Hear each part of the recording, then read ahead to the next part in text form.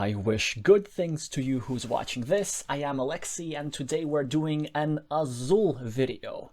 The Azul video I made a few weeks ago turned out to be my second most viewed video on this channel ever. So apparently there's some demand for that, which is nice, and which means that once in a while, on a semi-regular basis, we will be doing those, while of course this channel will keep being primarily devoted to competitive Carcassonne. Alright, so let's just start a game. Probably let's pick arena modes because we will just get paired up quicker. Yep, only took us less than a minute to find an opponent. We're playing against a player with this queen name Pinky Peggy, somewhere from New Zealand. I thought it was Australia first.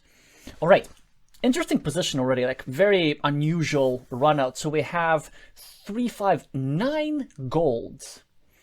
And with these 9 golds, I would be very much tempted to complete the bottom row. But then should we do that? Because you see, the problem is if we put 3 gold in our bottom row and we complete it, it's still the bottom row for the leftmost column. So the leftmost column and the rightmost column are not as valuable as the middle columns. Well, especially the very middle column, or at least column 2 or column 4. So we might need to think of something different. So I'm thinking either to fill my 3rd row, my first move, or to perhaps fill my 4th row, although that's not going to give me much. What else? We have only 2 whites. We have 3 reds. We have 4 blues. That would be nice if we can somehow make them converge on... If we can somehow make them converge and then try to take off the blues. But what is my opponent going to do? Okay, so we should pick up the tiles at some point. You know what? I think I'm going to still complete the bottom row. It just won't hurt for future adjacency bonuses. And one of the reasons I'm doing that is that there's just so many golds. And even if my opponent's going to take a pair of golds, I will not be forced to take the next pair myself. I can actually wait and take something more valuable. So I might have played differently had there been fewer golds, but it just appears like a logical move. Filling in the 3rd row actually would have also made sense. They're taking their... Okay, so they're wanting to fill their 4th row. Which also makes me think, can we actually force the action? So we take the gold, they take the gold, we take 3 blues, they take 2 reds. Let's say we take 1 red, and there's 2 of those remaining. So we actually end up with a pretty favorable position. What else could we do? We could take the 2 reds ourselves, but... Okay, you know what? I think I'm going to take those. Then, if they take the first player tile, we're going to take the golds. Okay, that's perfect. We get to take the blues, and we will have... Yeah, actually we'll have quite an advantage in our first round, because they have to take the 2 reds now. And now there will be a problem of me completing the 2nd row, so we somehow need to complete the 2nd row. And if we start doing it one by one, so let's say if I take a white and I put it over here, then my opponent will just take the 2nd white. Same goes if I take 1 black, I put it in my 2nd row, my opponent will take the 2nd black, assuming that they are playing the best moves possible. So I have to take the red or the blue to make sure that these guys converge. Now what's going to be marginally better, the red or the blue? So red is in the middle, which is great, but at the same time, if I take the blue, I will get immediate adjacency bonuses because my opponent is likely to give me the whites, or are they? No. Let's just take this and see what happens. Yeah, so they make a forcing move. We take the whites. Actually, I could have anticipated that. Now we're going to try and keep track of discarded tiles. This will help us with tile counting in the future. So 1 black, 1 blue, 0, 0, 0, 0, 1, 0, 1. This is sort of the way I try to remember it. I just kind of go down the middle column, 0, 0, 1, 0, 1. Maybe in this game we actually won't have to do this much. It also looks like the runout's pretty great. And if anything, we might just as well complete the outer column, like, just why not? Because the thing is, yeah, why not? The runout is great, and there's exception for every rule. On the other hand, if we take the 3 yellows, they fit so perfectly here. The blues will be able to take later. Those will be able to take later. I will be forcing. He has to take the 3 golds, right? Or she, I mean. No time to think. I think. Okay. This is slightly better. Just because the tile's already there. Not sure if this is completely correct. Now I think I should take those. Actually, should I? Yeah, I think I should, because my opponent has a use for them in their first row. So now they should take the whites. I should take the blues because my opponent also needs the blues. And here's the thing. Yeah. My opponent also needs the blues. I could also take... Yeah, I should take the blues. And then we will get to fit at least some blacks into our 3rd row. And also what we're going to try and do, we're going to try and make sure that our opponent loses a bit in the floor line. This is so... Wait. Now the situation changes, because they didn't put that in their top row, because they changed their move ordering. So now, rather than filling my 3rd row, partially filling my 3rd row, something that's far more valuable is just dropping this tile in the floor line, and then they will not be able to fill their 1st row. And this will give me a serious advantage. There will be more black tiles later. As you see, you know what, there was only 1 discarded, so there are still 15 black tiles remaining, so we should be just fine. And they're forced to dump the black tiles into the floor line, because if they put the black tiles in their 4th row, which is their only free row, well, they're gonna just block the column for them. It will be so disjointed and discordant that I don't think I need to explain it even. Yeah, so it looks like my opponent is just not that experienced. Let's see. Let's try to play some Guess the Elo. So I would estimate that they would be maybe rated between 200 and 300 based on how they played. So they're trying to take the golds away from me, which is actually pretty neat.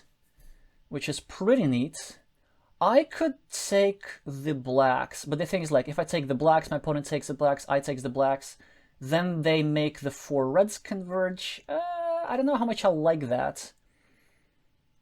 And also, the 1st player tile now is not that valuable. So I think I'd rather take the reds first, just so that I make sure I can fill my 2nd row, and that my opponents cannot fill their 3rd row, or at least not in a way that's advantageous for them. Now I should take a gold sometime, but I think what I gotta do is just make sure that my 3rd row is fillable. And it looks like I've made a mistake. Yeah, I've made a mistake. Because they should be now taking a gold. I could have calculated that pretty easily, but fortunately for me, fortunately for me, they don't do that. Here's the problem. for them is that now I will be able to force some tiles into their floor line, although if I take the 1 gold, which really suits me, I will just need to find a way where to put my whites. So I think I'm gonna do this just to force something into their floor line. Yeah, they will probably, like, the correct play for them is to take 1 gold and drop it into their floor line. Then I will be forced to take 2 whites, place them in my first row for not too many points, and then they will take the 2 blues to partially complete their third row. Like, this is what they should do. But regardless whether they find the right move or not, I'm gonna have a big advantage already because I will have completed my column. But that's great. We seem to have baited them into... I spoke too soon. Okay, this is the second best move. So them taking the whites would have been the worst move for them because, like, the whites don't fit in terms of adjacency bonuses. But now, of course, we're not going to complete our 4th row. It's way less important than the first row. Generally, unless the situation mandates to do otherwise, which happens pretty rare, you gotta complete your first and second rows pretty much every move. A big exception would be if your opponent also does not complete their second row or first row, then the game would be balanced that way. But typically, because our opponent was not able to complete their first row in the previous round, we will be able to convert this advantage in all likelihood. In most runouts, that could happen. I have been a bit behind on the tile tracking, but I think 2, so 2, 2, 1, no. Okay, yeah, I think it's like 1, 1, 2, 2, 2, or 1, 1, 1, 2, 2. It will be interesting to rewatch and double check. So it will be hard for me to complete the 4th row, but I don't view that as a serious problem. Now, it's super tempting to just grab the blues just to make sure that my opponent does not get them. And is there a reason why I should not do that? No, of course not. I'm dumping them in the bottom row simply to dump them somewhere. I could also drop them in the floor line. Yeah, my opponent makes sure that they do not complete, that I do not complete my first row. Actually, maybe this was a mistake. Maybe I could have just dumped them somewhere. I'm gonna try and calculate this. Ideally, of course, I want 2 gold here because there aren't that many golds remaining. Actually, I remember how many there are. 3, 8, 9, 11, 14, 18. Oh, there are only 2 golds remaining. So we really need to take care of that row, but we're going to try and do this sneakily. We can't place a gold here, because then our opponent will just automatically take the second gold. What we can do is to make tiles converge. But again, how do you do that? How do you do that? I think this move, I don't know if that was a mistake or not. But I think I'm gonna just make a waiting move. And also I'm hoping that my opponent will make certain tiles converge. Here, we're gonna have to suffer heavy casualties in the floor line in this round, but it's fine. It's completely fine. They should be taking the 1 blue, because I am threatening to take it away, and they already will not be able to complete their second row in this round. So they will not get bonuses for complete lines. Pretty much no matter what. As you may have noticed, in this game I wasn't like particularly strong on calculation. I was just trying to follow some general positional principles. You know, like in chess, there's positional chess and there's tactical chess. where you just calculate, you know, you go here, I go here. And also in Azul, there's pretty much the same thing. When you see the tiles at the start, I don't think anybody can actually calculate all the variants, because there should be a few million of those, I think. Okay, now we gotta really be thinking. So we could, I think a good move would be to complete my third row. Because let's say if they take the 2 blacks, then I take the 2 blacks for the top, and then I'm still gonna have a choice to complete my second row. And also I want to be taking away the reds from them, as maybe they have some backdoor outs for completing their second row. Ah, they're going for complete color, but I don't think there are going to be enough blacks to do that. Yeah, they're just not. Wait a second, is that even good? Yeah, of course it's good. That was our plan all along. And you see, the point now is that we've created the 2 golds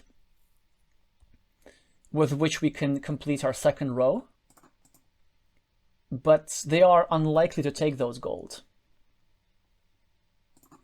Yeah, now we take this, and look at that. Actually, our casualties for our bottom, for our floor line are not that heavy. And yeah, it looks like our opponent made another mistake. They had to take the white so that we get -4 into the floor line. That's, by the way, another thing that you can, another mistake that you can make if you don't disrupt your opponent's plans enough. But they started out this round pretty well, so they disrupted the 4th row for me, which definitely hurt.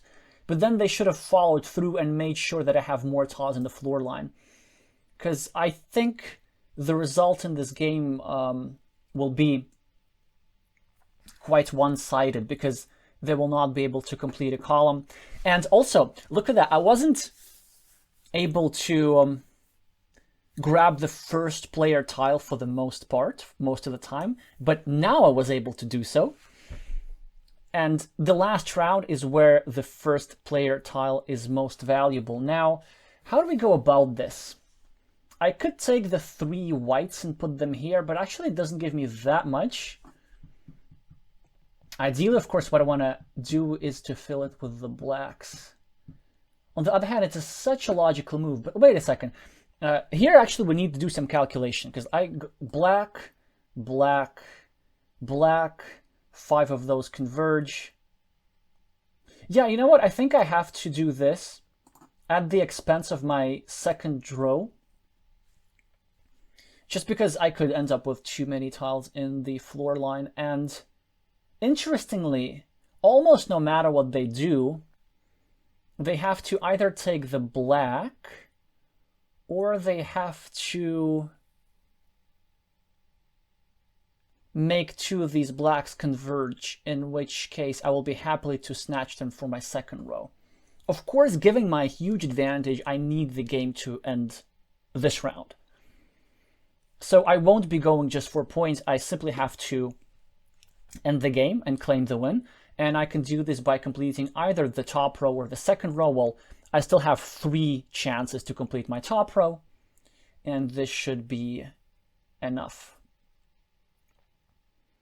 Okay, that's great. Now, how do we do this? I think here we need to calculate again. Still, we're gonna make, we want to make optimal decisions. Let's say black, black, black. Something like blue. Yeah, actually, I think this is correct. No.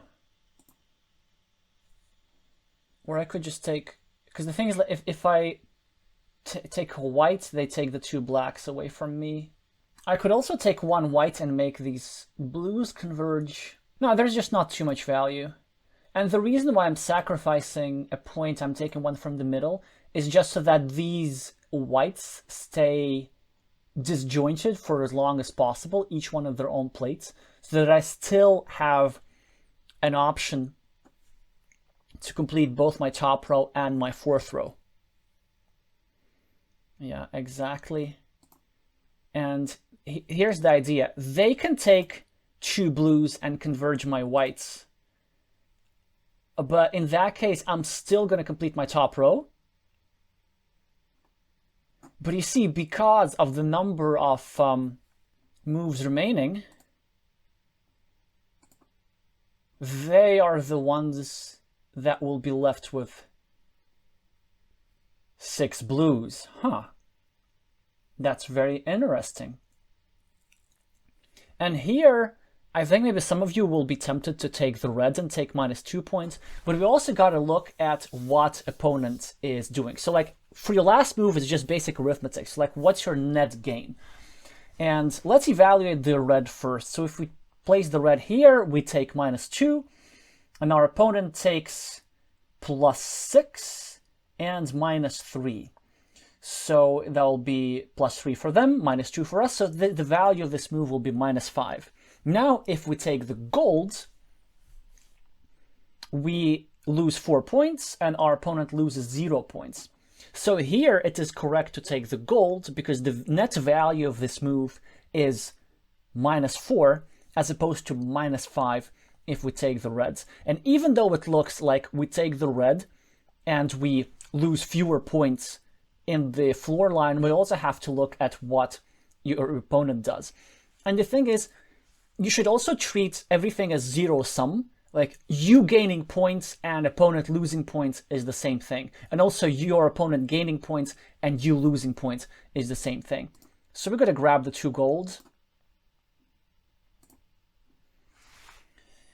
And our opponent should place the red in their 3rd row because that's the only move for them that does not lose any points.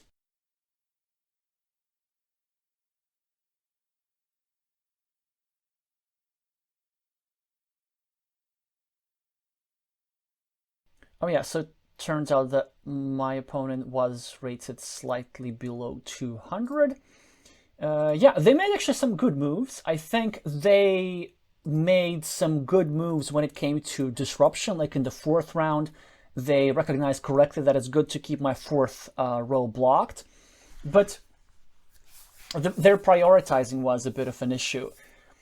And also, my opponent made some moves which were a bit short-sighted, so look at how many squares they have completed in the 4th row. But each of these things was worth only 1 point because like everything's so disjointed. Well, okay, these two, one of those was worth 2 points. So in total, for all the squares that they had completed in their 4th line, they got 3 points for the price of 12 tiles. 12 tiles. That's 0.25 points per tile. That is not a lot. And now the second thing, it seemed to me that they were a bit short-sighted when they had to think, like they had to think about future rounds, right? And it seemed to me that they just were so reluctant to dump tiles in their floor line that they placed their tiles in the 4th row, even though they did not match any of their 2 columns that they were trying to build. Actually, I just imagine that if these 2 tiles, if the reds and blacks are instead the whites and blues, then it changes everything. Then they have probably like 7-7, 5-5, like at least 26 points more. Like probably more than that, actually. So that's definitely something to think about.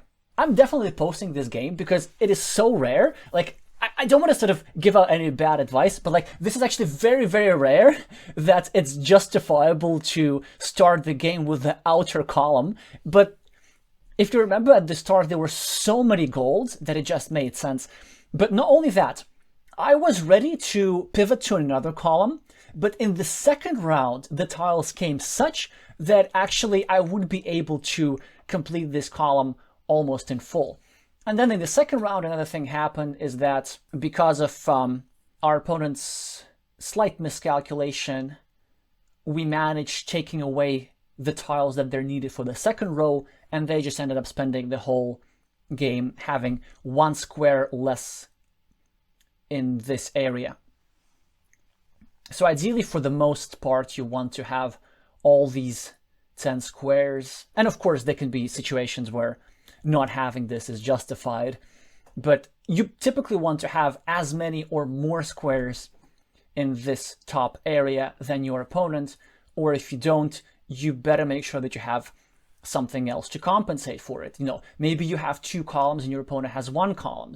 These imbalanced games do happen. All right, well, thanks for my opponent 2 playing. I hope you've learned something.